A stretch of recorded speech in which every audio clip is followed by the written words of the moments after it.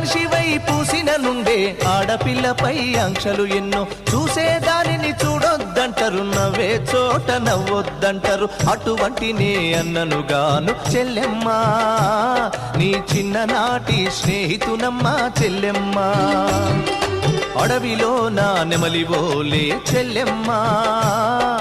ఆటలాడుకో పాట పాడుకో చెల్లెమ్మా